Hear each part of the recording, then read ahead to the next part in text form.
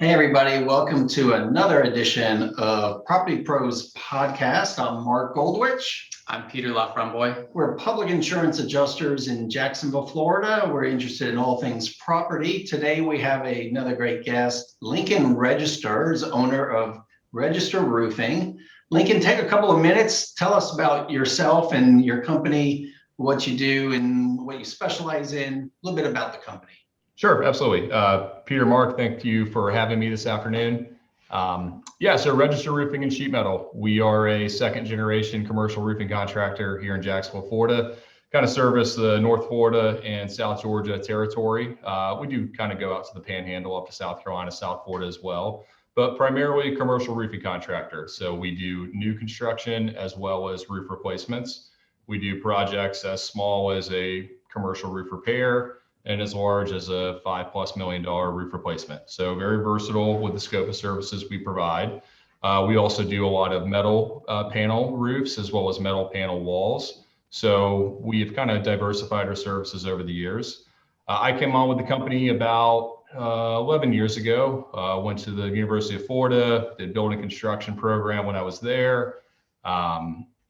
Like most people that kind of go to those construction management schools, they kind of brainwash you to work for like a big general contractor, right? You're supposed to work for like the Haskells and the Gilbanes and the Skanskas, and you don't realize that a specialty contracting is an option. So my mother and father started our company about 40 years ago, and I came out of college during a rough time. It was right during the recession. So as you guys know, nobody was building or developing anything. So I was kind of having a hard time getting a job that was worth my while. So I said, you know what, I'll try this roofing thing out. And, once you kind of get in roofing, it's hard to get out, right? So fast forward 11 years, I couldn't imagine doing it any other way. So very fortunate to have taken over the company now. And I've now been owner of the business for about 3 years, president for about 4.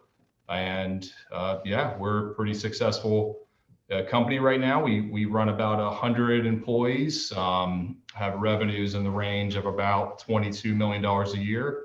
And, we still learning every day, but, I like to think that we are a professional roofing contractor.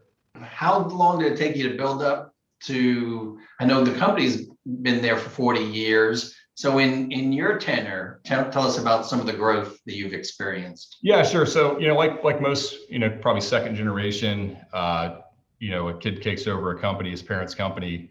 You kind of come in, you're young, you're energetic, you really want to grow it, right? And so my parents actually had done that earlier in their career and realized that just because you go and you do $30-40 million in revenue doesn't mean you're making all these millions of dollars in profits, right? You kind of learn that the hard way. And so, of course, I come in and they're advising me on that. And I'm like, yeah, whatever. But I still want to do it, right? And so I came in and we were probably about half the revenue size that we were now. And so we've been growing at a very organic, natural rate over the last 10 years. Right before COVID, kind of had plans actually on expanding into some other markets. Obviously, COVID-19 happened. You kind of rein everything back in. And then we kind of use COVID as an opportunity to improve on a lot of our efficiencies. So now we're just kind of navigating a lot of these supply chain issues that we're going through right now, and then hopefully at some point we'll kind of go back into that growth mode.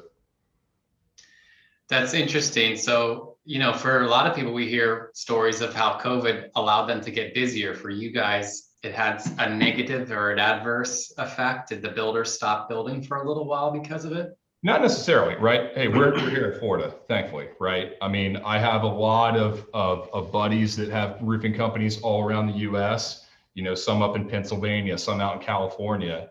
And yeah, it was a huge negative for those guys, right? They couldn't work, right?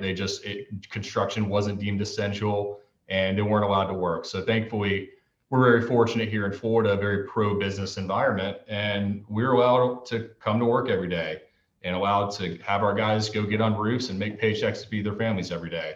So there wasn't a lot of negative impacts. We're kind of feeling that now, right? In the commercial building sector right now, supply chain is really a problem, especially for us in commercial roofing. I mean, if I order a roof right now, if it's a good size, it's going to take me a year to get, right? Isn't that crazy, right? A lot of people don't really realize that, but the roof component, the roof system on a commercial building is the longest lead time of any part that goes into that building. So right now, there's a lot of challenges that we're having to navigate that's associated with that. Speaking of that challenge, so that it's interesting. I've heard about it, and we haven't discussed it on this particular episode, but there's a product that's used on a lot of new build projects here in Florida called TPO, and TPO is very hard to come by. So if you are doing a commercial structure that requires TPO to go on as its primary dry-in source, is the builder at a standstill until that goes on, or is there something you can do to dry them in until the products come in to make it a permanent solution? Sure. So there's a concept in construction called value engineering, right? You guys have probably heard it before. It's very, very popular in commercial construction. And the idea of value engineering is typically it was whenever a project was over budget, how do I get the cost within the budget, but kind of keep the same quality of the finished product, right? So you'd substitute this, kind of keep the same value, and the term value engineering was born, right? So I've always heard that. And so I think it's interesting now, whenever we're brought into the loop on pricing a job or helping a developer design a system, right? We have to create a different value, and the value I'm providing now is education. What can you get? When can you get it? What's the best idea of what the price is going to be? And how can you keep this building on track, right? So it's interesting that we're kind of redefining the term value engineering, in my opinion, right? To bring a different value, right? If you got a developer or any sort of building, say it's a hospital you're doing, right? You can't wait another 6 or 8 months to get this building open, right? People are depending on it. It might be people's lives. It might be, their potential revenues from, they have a tenant lined up to come in. So you got to figure out a way to get the roof on. So there's a lot of different ways you can build a commercial roof, right? TPO is one option. That's one type of membrane. But we've been substituting different types of membrane. There's different types of single ply membranes like TPO. One of them is called PVC membrane, a little bit more readily available than TPO. There's also modified bitumen, built up roofs. There's a lot of different ways to skin the cat right now. You really have to just navigate it and figure out what's the best fit for this end user. Can they afford to wait? Are there temporary options to where we can temporarily dry in this building and then come back and put on the finished system once we get it? Because the TPO is just one component that's the problem. Honestly, the biggest problem right now, the biggest lead time is fasteners, right? You wouldn't think it. Screws and plates, right? Typically, a commercial roof has got to be screwed down. It's got to be attached to the structure, right? Right now, you can't get screws. Raw material comes from China, can't get the material from China. There's nothing you can do. And once they get it, they can only make it so fast. So it's interesting that every day and every month, I feel like there's a different moving piece of now this one's a little bit farther out. All right, they got some supply of this one. So it's really a challenge. At the end of the day, I tell you what, in commercial construction, we're all working probably twice as hard for the same amount of money. So it's tough, right? It is tough right now doing what we do. But I tell you what, throughout this entire process, the cool thing is that we've been able to use education as a means to deepen relationships with clients, which is something at the beginning I didn't really think about. We were just trying to get our ducks in a row. But now that we kind of got a little bit of grasp as to what's going on or what our options are, we can confidently tell an owner, developer, contractor, whoever it may be, that, hey, these are your options, and this is what I would advise you to do. And, hopefully at the end of the day, they respect me a little bit more, and it forms a relationship that'll hopefully be there for years to come. Now, I'm kind of interested in this, the takeover, the generational transition that you and your family underwent. Especially my son is now working with me here at Gold Star. And obviously I got to start now. I'm thinking about transition and succession plan. When did you start thinking about that? How did it go? How difficult was it? What all went into the planning of that? Yeah, exactly. So our situation was challenging because the company was growing while I was trying to buy it, right? So, we had a system to where, I would be bonused like a percentage of company profit. I'd turn around and I'd buy stock for my parents with that, right? But the valuation of the company, the book value of the company kept increasing because we were making money, right? Kind of coming through the mid, 2012, 13, 14, 15. And it kind of was just this uphill battle. And I was like, okay, we got to figure out a way to transfer ownership a little bit quicker. And, my parents kind of wanted to get out, and, I obviously wanted to assume control of it. And so we had to look for different vehicle methods. So, we met with an estate planning specialist specialized in succession planning for family businesses. I'd done a lot of construction family businesses here in Jacksonville, and we got some really good advice, right? So then it became, all right, now I'm having to negotiate with my parents, right? It's a big deal, right? Buying a big business, right? Got a lot of interest at play and a lot of cash at play. And, that was a very, at times, difficult process, right? My parents and I have a very good relationship. I'll tell you what, it was strained, right? It was a process that I'm glad is over with. But, at the end of the day, we just kind of had to come to a fair agreement, right? I'm extremely appreciative for everything that my parents did for me, right? Not only did they give me a great opportunity with like a great name and register roofing here in this local market, right? But they also gave me a lot of training, right? So they trained me up for, 7 years. My dad ran the operations and production side of the business. My mom ran the business and finance side of it. So I kind of had both of them really pouring their experience into me. And at the end of the day, I think they were like, man, we trained a pretty good guy. Like, this is a pretty good, asset we have here as a company. It's worth, I think this much money. And I'm like, hey, but, I think I'm, the kind of like, the worth of the company. So, right, we had to kind of meet in the middle, and it was an interesting process. So good luck with that once you start engaging. Yeah, I already am starting to feel the pain, and he's 19. He's a year into it. But we're thinking about it for down the road. Obviously, we're looking at about 12 years away from maybe me stepping down and him coming in. And well, at the end of the day, that time, if he's driven and he wants to do it, right? There's a lot of different vehicles to do it if you have time, right? That's one thing that we didn't really have. We kind of wanted to expedite the deal and do it quicker, right? So there's a lot of different kind of like, different tax advantage ways to do it, right? I realized that after meeting with our CPA that there's a couple ways that you can navigate it. So there's a lot of different solutions. It just depends on which one's best for you guys, right? Right. And so now I imagine you have a succession plan already in place for you, right? I did just have my firstborn daughter, right? So it was me and my wife's first kid about 6 months ago. Probably a little too early to say if she's going to be in the roofing business, right? But it's not just for kids, because there's always, the unexpected comes up. And Exactly. Even before my son had an interest in this, I was already, people had already told me, well, what's your plan? And basically, the hit by the bus plan. What's your plan if you get hit by a bus tomorrow? Sure. And well, I don't know. I have to start thinking about that. And so I had already been starting to think about that even before this, because it's one of these things you never know. It's fortunate for you. You've been through the process once already.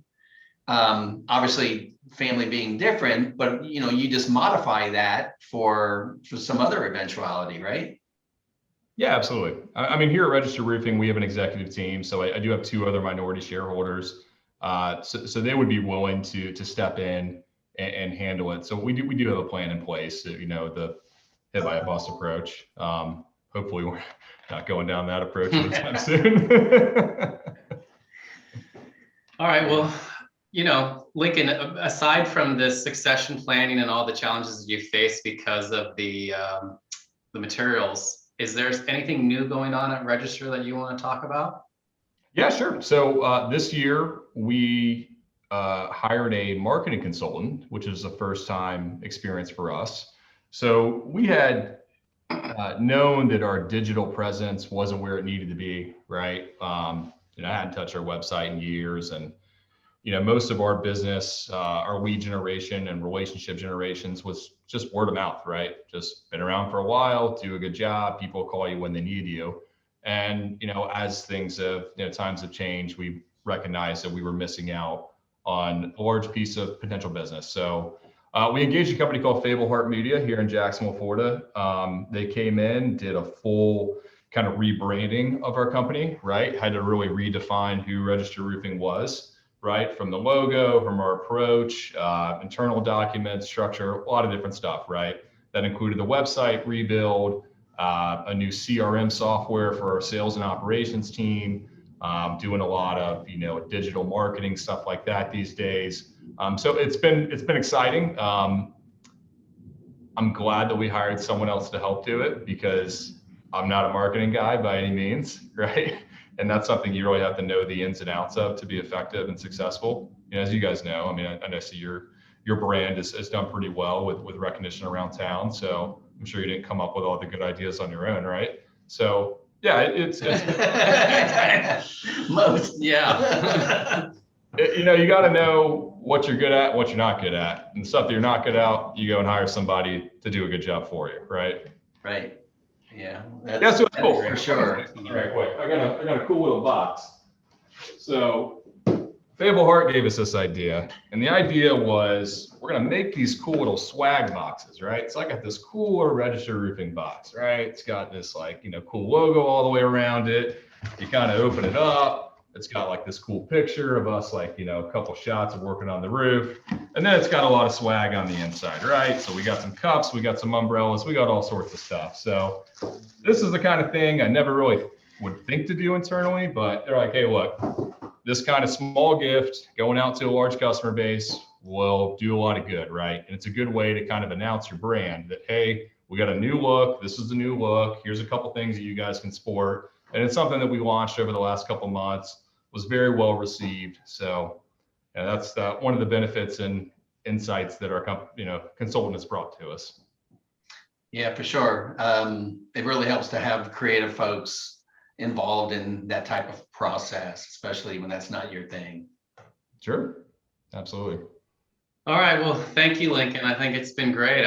We appreciated having you come on and loved all the information that you gave our audience. Is there anytime, anything else that you'd like to tell anybody or a way in which they can get a hold of Register Roofing in case they want to contact you for repairs or full replacements in the future? Yeah, sure. Our website, www.registerroofing.com. There's a lot of contact forms and contact emails, phone numbers. Everything you need is pretty much self-sufficient on that website. So if you're ever in need of any commercial roofing services or just any advice, you're planning on building and develop a building, maybe you're a business owner, you said, hey, what do I need to do with my roof? It needs to be replaced in a year or two. We do a lot of budget planning services for folks as well, so they can help kind of, project their cash flows. So yeah, any needs that you guys or anyone may have, please give us a call. Again, appreciate the time today, guys.